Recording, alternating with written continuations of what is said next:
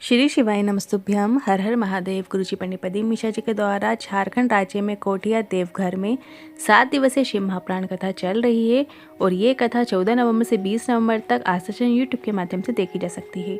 7 दिवसीय शिव महापुराण कथा है जिसे आप दोपहर में 1 बजे से 4 बजे तक लाइव देख सकते हैं। आज की कथा में गुरुजी ने जो जानकारियाँ दी हैं सभी जानकारी आपको इसी वीडियो के माध्यम से प्राप्त होने वाली है। साथ ही 18 नवंबर को मासिक शिवरात्रि है और इसमें किए जाने वाले विशेष उपाय की भी जानकारी आपको प्राप्त होने वाली है। तो यदि आपने आज की कथा नहीं सुन पाए हैं तो पूरी कथा का रास्तत्व आपकी छोटे से वीडियो से प्राप्त होने वाला है। तो वीडियो को अंत तक देखिएगा ताकि कोई भी उपयोगी जानकारी आपसे ना छूटे। तो बढ़ते हैं आज की कथा की पहली जानकारी की ओर। गुरुजी ने कहा, जब तक आपके पास पुण्य है तब तक आपको किसी चीज़ की कमी नहीं आती, पर जिस दिन आपके पुण्य कम हो जाते हैं तब आपके जीवन में परेशानियाँ आना शुरू हो जाती हैं। बढ़ते हैं आज की कथा की दूसरी जानकारी की ओर। वंदना जी बिहार से पत्र लेकर आई, लिखती हैं, मेरे पति का इलेक्ट्रॉनिक का शोरूम था, शॉर्ट सर्किट हो गया और करोड़ों का नुकसान हो गया। हम हार के घर पर बैठ गए, पति भी हार गए। फिर कोई आदमी आया और फिर से व्यापार शुरू करने की सलाह दी। हमारे पास पैसे नहीं थे, हमने पैसे मांग कर 25 लाख जोड़े और उस व्यक्ति के माध्यम से कोई कंपनी को भेजे। उस व्यक्ति ने कहा 10 दिनों में आपके माल आ जाएगा। इसके बाद उस व्यक्ति ने फ़ोन ऑफ कर दिया और वो फ्रॉड निकल गया। पहले दुकान जल गई, दूसरी बार 25 लाख का फ्रॉड हो गया और उसके बाद ऐसी टेंशन हुई कि पति की शुगर और बीपी की बीमारी हो गई। पति को पैरालिसिस भी हो गया। पति और मैंने बच्चों समेत प्राण त्यागने की सोच ली और अगले दिन का प्लान बनाया। पर अगले दिन टीवी चालू की तो सुनाई दिया एक लोटा जल सारी समस्या का हल, और मैं जल चढ़ाने गई।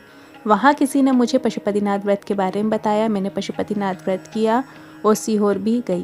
बाबे कृपा हुई, किसी व्यापारी ने उधार में माल देकर हमारी दुकान भर दी और धीरे धीरे सारा कर्जा चूक गया। पति की बीमारियां भी जो थीं वो ठीक हो गई हैं और बाबा ने वापस हमें करोड़पति बना दिया है। उसी का आभार व्यक्त करने आए हैं।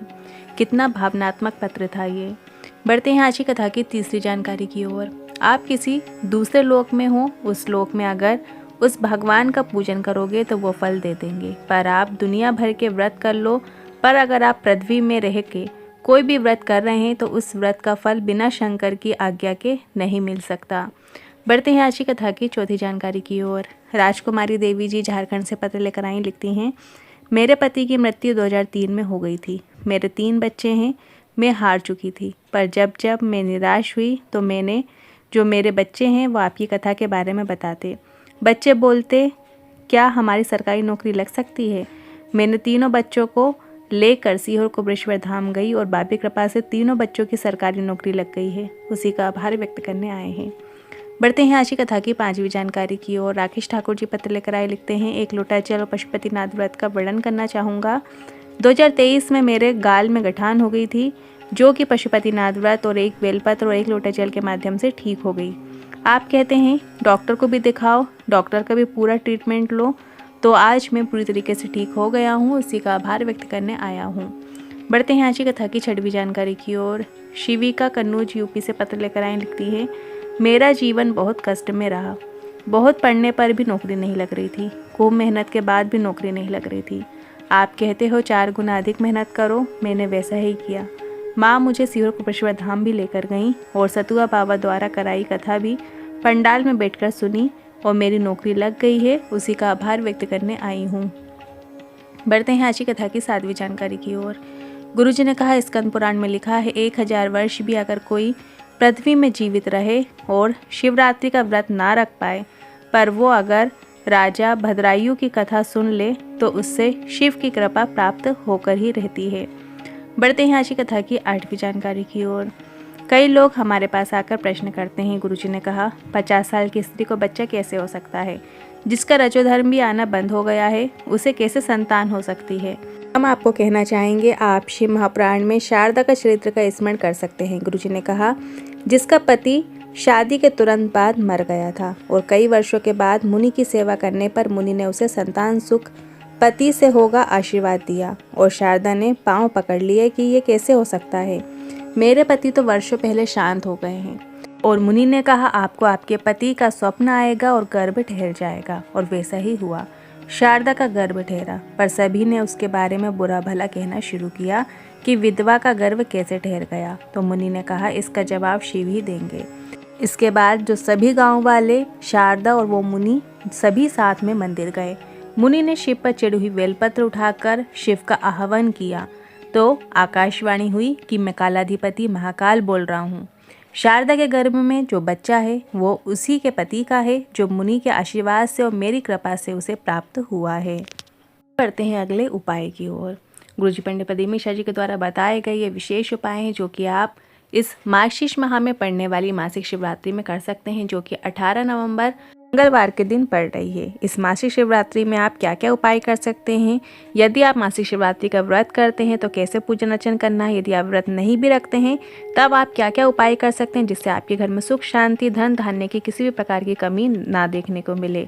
उपाय आपको मासिक शिवरात्रि में करना है तो शाम के समय प्रदोष काल में जब सूरज ढल रहा होता है, हल्का उजाला हल्का अंधेरा रहे, या सूरज ढलने के 45 मिनट पहले का समय 45 मिनट बाद तक का समय प्रदोष काल कहलाता है। इस बीच में भी आप ये उपाय कर सकते हैं, या फिर आप रात्रि में 9 बजे के बाद भी ये उपाय कर सकते हैं। इस उपाय को करने के लिए आपको एक शमी पत्र की आवश्यकता होगी। शमी पत्र को जिसे आपको हल्दी में भिगो लेना है, या फिर जो सूखी हल्दी होती है उसमें आपको डिप कर लेना है, उसमें आपको पूरा हल्दी लगा लेना है और फिर उस हल्दी वाले शमी पत्र को आपको शंकर भगवान के शिवलिंग के ऊपर अर्पित करना है। पर ध्यान दीजिए, जो भी शमी पत्र आप लें तो शमी पत्र में किसी भी प्रकार की जो पत्ती बारीक बारीक जो लगी होती हैं वो कहीं से भी टूटी ना हो, खंडित ना हो, क्योंकि शिव जी पे हमेशा पूर्ण चीज़ें ही अर्पित होती हैं। तो आपको शमी पत्र अच्छी लेना है, देख कर लेना है। और इसके बाद जो उल्टा, जैसे हम बेलपत्र अर्पित करते हैं वैसे ही आपको शमी पत्र को भी उल्टा करके ही अर्पित करना होता है, जिसकी जो हल्की सी जो डंडी बनी होती है वो जलाधारी की ओर करते हुए आपको वो हल्दी वाला शमी पत्र शंकर भगवान के शिवलिंग के ऊपर अर्पित कर देना है। जो व्यक्ति शिवरात्रि में प्रदोष काल में या शिवरात्रि की रात्रि में ये हल्दी वाला शमी पत्र भोलेनाथ की शिवलिंग पर अर्पित करता है उसके घर में किसी भी प्रकार के धन धान्य की कमी नहीं होती है, उसके घर के भंडार हमेशा भरे रहते हैं, शिव जी की कृपा उस पर बनी रहती है। तो ये विशेष उपाय आप कल के दिन ज़रूर कीजिएगा। बहुत ही सरल और आसान उपाय है, शाम के समय किया जाएगा, तो आप ज़रूर करें ये उपाय। जो शिवरात्रि आती है वो हर महीने आती है, हर महीने मासिक शिवरात्रि आती है। तो आपको किसी भी 3 शिवरात्रि में ये उपाय करना है। जो उपाय हम आगे बता रहे हैं आप किसी भी 3 महीने की शिवरात्रि में ये उपाय कर सकते हैं। अगर आप कल से शुरू करना चाहते हैं तो कल से कीजिए। हर महीने एक शिवरात्रि आती है, मासिक शिवरात्रि जिसे कहते हैं। अभी मार्गशीर्ष माह की शिवरात्रि आ रही है, उसके बाद आने वाले महीने में जो भी शिवरात्रि आए, कम से कम 3 शिवरात्रि आपको ये उपाय करना है। आपको क्या करना है, एक बेलपत्र लेना है, बेलपत्र में बीज वाली पत्ती में आपको लाल चंदन लगा लेना है। लाल चंदन लगा लेने के बाद उस बेलपत्र को माता अशोक सुंदरी का जहाँ स्थान होता है, जलाधारी में बीच में जो मोटी लाइन होती है, माता अशोक सुंदरी का स्थान है। माता अशोक सुंदरी के स्थान पे स्पर्श करा लेने के बाद उस बेलपत्र को नंदीश्वर महादेव का नाम लेते हुए शिवलिंग के ऊपर अर्पित किया जाता है। शिवलिंग के ऊपर जब आप अर्पित करेंगे तो डंडी को जलाधारी की ओर करते हुए ही अर्पित करना है। और उसके बाद कुछ क्षण वहीं पर ही बैठें, श्री शिवाय नमस्तुभ्यम या पंचाक्षर मंत्र या षडाक्षर मंत्र का स्मरण कीजिए कुछ क्षण के लिए, कुछ देर के लिए, और वापस उस बेलपत्र को उठाकर अपने घर में लाकर रख लेना है। ऐसा करने से आपके जो भी प्रशासनिक कार्य चल रहे होते हैं, जिसके आगे नहीं बढ़ रहे होते हैं या केस चल रहे होते हैं, उसमें आपको सफलता देखने को मिलती है। किसी भी प्रकार का विवाद चल रहा होता है या प्रशासनिक जो भी मतभेद चल रही होती है वो सुलझता ज़रूर है। तो ये उपाय आप ज़रूर करके देखिएगा। आज के उपाय से जुड़े मन में कोई सवाल या क्वेश्चन है तो कमेंट के जरिए पूछ सकते हैं। वीडियो थोड़ा भी उपयोगी लगा हो तो वीडियो को लाइक करके कमेंट बॉक्स में हर हर महादेव ज़रूर टाइप कीजिएगा।